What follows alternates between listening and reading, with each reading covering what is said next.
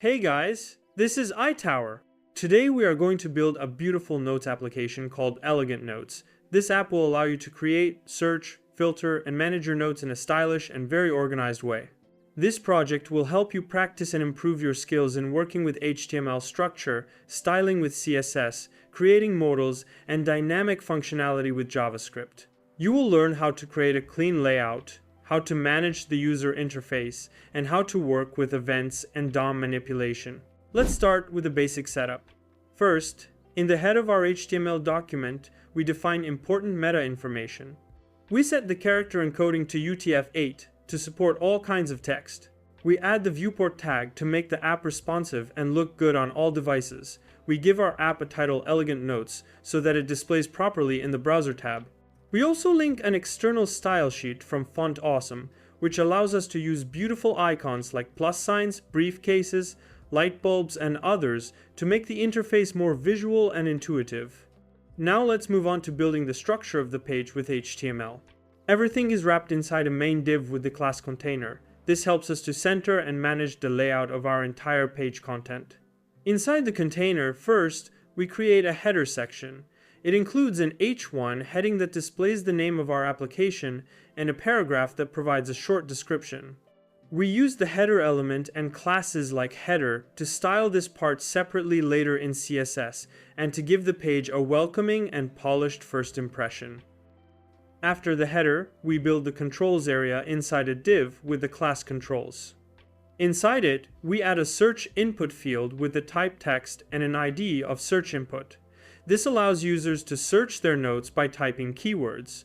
We use the same class here to apply specific styles later. Next to the input, we add a select dropdown with an ID of filter select. This dropdown lets users filter notes based on tags. In the select element, we define options for different categories. Each option has a value attribute, such as value work or personal, that we will later use in JavaScript for filtering functionality. Next to the dropdown, we place a button with the ID add note btn and the same class. Inside the button, we add a plus icon using the I tag. This button will open the modal for adding a new note when clicked. Then comes the notes grid. This is a div with the IDnotes container and the class notes grid. It will be the place where all the user's notes are displayed dynamically. When there are no notes yet, we show an empty state instead. The empty state is created in a div with the ID empty state and the same class.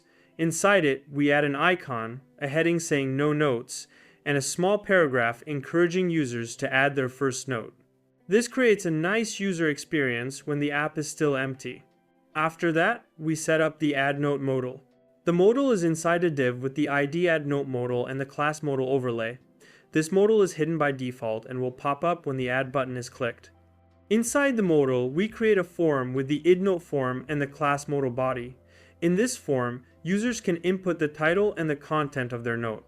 For the title, we use an input field with type text and an ID note title. Setting the ID is important because we will later select this input using JavaScript. We also add the required attribute to make sure users cannot submit an empty form. For the content, we use a text area element with the ID note content.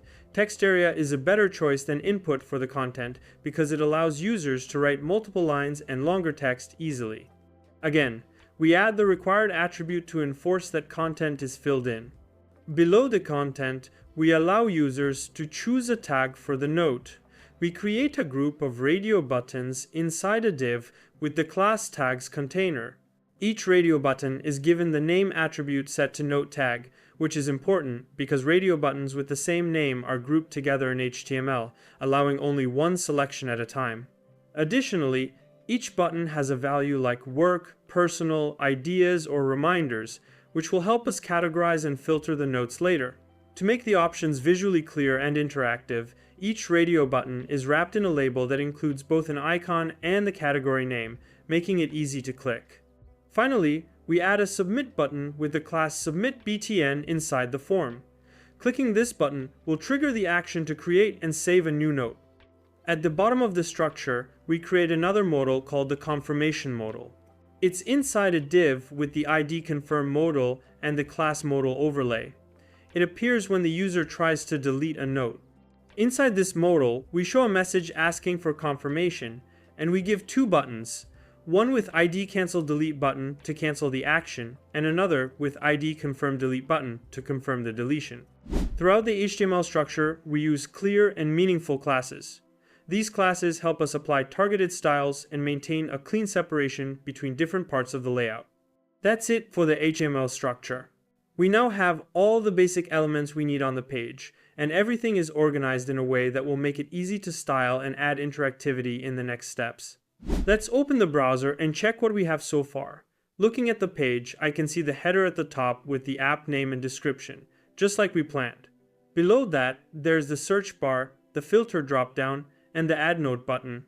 We can also see some unnecessary elements like the create note modal and the cancel modal, but don't worry, we'll fix that in the CSS. The important thing is that the structure is ready, and now we can start with the styling. In the CSS section, our goal is to create a clean, modern appearance combined with a responsive layout, making sure it looks great across all devices. We'll structure everything carefully to maintain clarity, adaptability, and an overall user-friendly feel. We begin by setting some essential global styles. To create a consistent foundation, we apply universal settings to every element, removing the default margin and padding and setting the box sizing to border box. This approach ensures that padding and borders are included in the total width and height of elements, which simplifies layout management across the project. At this point, if I open the browser, I'll immediately notice that all elements on the page have no extra space or padding around them. The layout now feels more controlled and uniform, making it easier to align everything as we move forward with the design. With the groundwork in place, we then move to the base styles for the body of the app. We select the Montserrat font for its clean, modern design that enhances readability. A light gray background gives the page a soft, subtle tone, while the text color is a dark gray to ensure a gentle yet clear contrast. Some padding is added around the edges to give the content space to breathe. Building on that, we create the container that holds our main content. To keep things structured, we set a maximum width of 1200 pixels for large screens and center it horizontally with margin set to 0 auto. On smaller screens, the container maintains comfortable padding to prevent the content from feeling cramped. In the browser, the container appears centered on the page, and on large screens, it's not stretched too wide, which keeps everything looking neat and easy to navigate. On smaller devices, the padding ensures that the content doesn't feel cramped against the edges, giving the design a clean, open feel. Turning to the header, we want to immediately draw the user's attention. Centering the text and using bold colors helps create a strong focal point. The main title features a larger font size and vibrant color to stand out, while the subtitle is styled with a softer color and smaller size to create a visual hierarchy and a sense of balance. We continue by styling the control section, which serves as an interactive area for user input. To make this section distinct yet cohesive, we give it a white background, rounded corners, and a softbox shadow. Input fields and buttons inside the controls are styled to be visually appealing, easy to interact with, and fully responsive. Responsiveness is essential, so we use a flex container to arrange the control elements.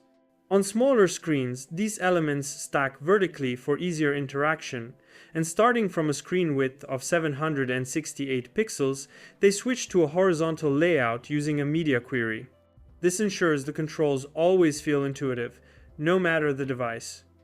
At this stage, when checking the app in the browser, the controls are stacking neatly on small screens, making them easy to use without feeling cluttered. On larger screens, the controls shift to a horizontal layout, giving them more space to breathe. This flexibility ensures the layout looks great whether on a phone, tablet, or desktop. Moving down to the main content, the notes grid is where users' notes will be displayed. We design it as a flexible, responsive grid. By default, it starts with a single column, adjusts to 2 columns on tablets, and expands to 3 columns on desktops. This adaptive approach keeps the content organized and easy to browse at any screen size. Each individual note card is styled to encourage interaction.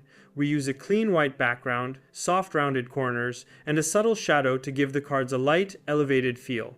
To enhance the interactive experience, we add a hover effect, that slightly lifts the card and deepens the shadow, making it feel as if it's rising above the rest of the content. When it comes to user interactions that require more focus, we use modals. These overlays are designed to create a smooth and modern experience.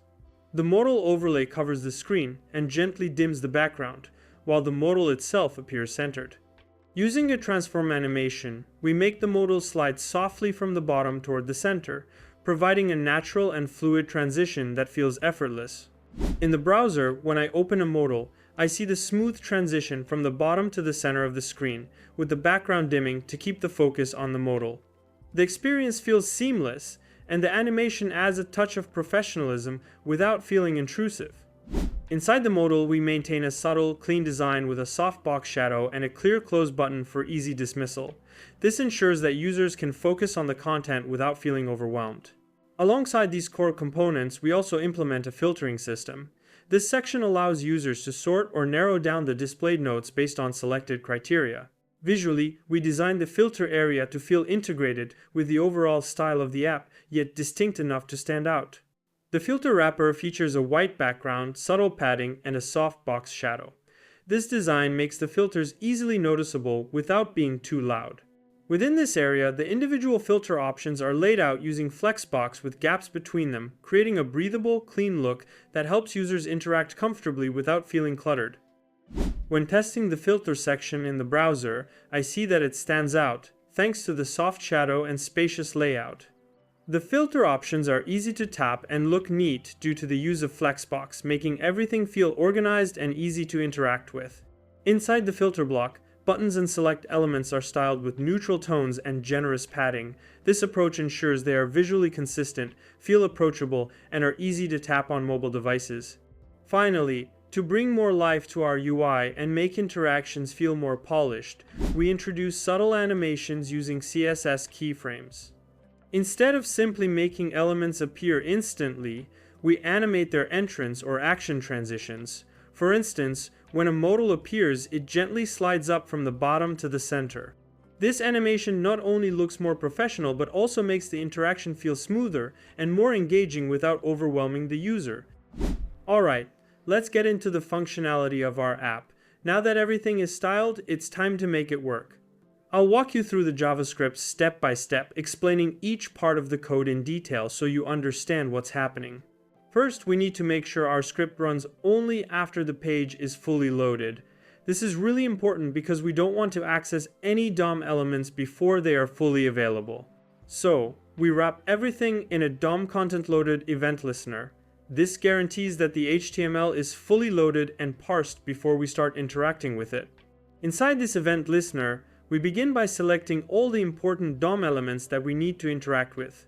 We use document getElementById to grab references to things like the notes container, the button to add a new note, the modal windows, and other important elements. These references are essential because we'll be interacting with them later in our code.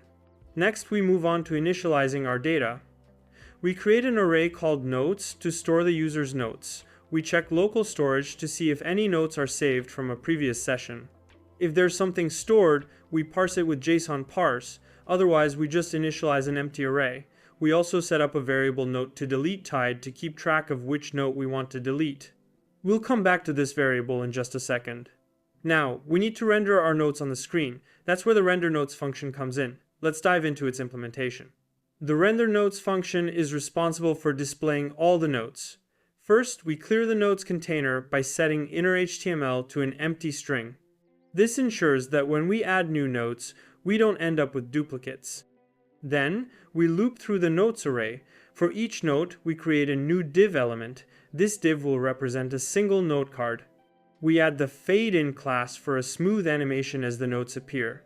Inside this div, we include the note's title, content, tag, and date. When it comes to the tag, we'll use a few helper functions to manage it efficiently. These functions will help us return the appropriate class, icon, and name for each tag type. We'll dive deeper into them shortly, but for now, let's know that each note gets the correct tag formatting with the help of these functions. Once we've created the note element, we append it to the container that holds all the notes. Here's where it gets interesting. After we've rendered the notes, we attach event listeners to the delete buttons for each note. These event listeners will allow us to delete a note when the user clicks the button. We'll store the note's data ID when the delete button is clicked, and then show a confirmation modal. This ensures that we don't accidentally delete a note.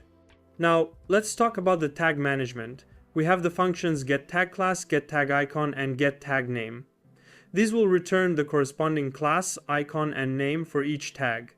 Instead of writing lots of if statements, we use simple objects that map each tag type to its respective value.